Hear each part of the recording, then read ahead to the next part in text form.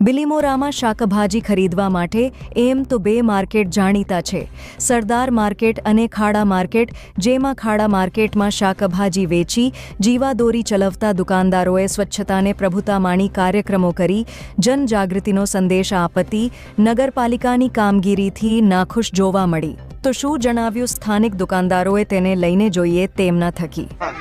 સખત ગટર ચાલુ હોવા एकदम गंदू થઈ ગયું છે. ખાડામાં કોઈ આવા તૈયાર નથી. इतना महंगा माल लिया कुल 2 दिन 3 दिन में बेचे. खराब पानी में कोई आवे नहीं. हमारे यहाँ खाड़ा मार्केट में 12 महीना वरसाद હોય છે. વરસાદ ભલે હોય કે ના હોય, પણ વરસાદ તો હોય. બિલીમોરા ગટરમાંથી પાણી નીકળી બહાર આવે, એ લોકો અંધાધૂંધ બેહી રહેલા છે આંખા બંધ કરીને. આવે છે, મશીન લાવે, પાણી કાઢે અને નીકળીને જ્યાં કરે છે. બાકી કોઈ આના માટે કોઈ પગલા લેવામાં આવતા નથી. બોલો સાહેબ.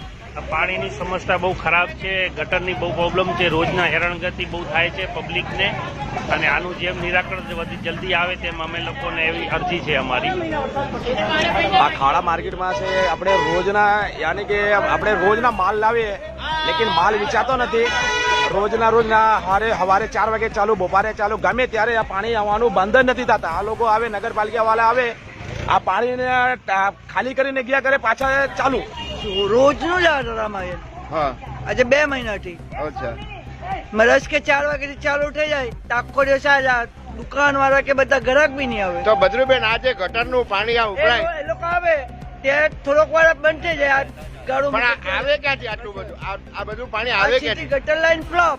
અને ઘણા કે ભૈરવનાથ માર્કેટ. હા, બોલો જે હોય તે બોલો. ભૈરવનાથ માર્કેટ ની ગટર ઉભરાય આખી ના આખું. તો ભૈરવનાથ માર્કેટ નું જે શોપિંગ સેન્ટર, ગેસ્ટ હાઉસ, એ બધું પાણી આમાં જ જોઈન છે. હા, એમાં જ જોઈન છે. અને એને લઈને જ ઉભરાય છે. પાછળ હતું ને હવે અહીંયા આગળ જોઈન કરેલું એ લોકો. તો પહેલા ક્યાં પાછળમાં હતું એ લોકોનું, તો પાછળ ત્રાસી ગયા. ત્યારે કેટલી કમ્પ્લેન્ટ કરી, ત્યારે ત્યાંનું બંધ કર્યું ને હવે અહીંયા કર્યું. એટલે નગરપાલિકા એકને શાંતિ આપે ને બીજાને ઉપાધિ આપે.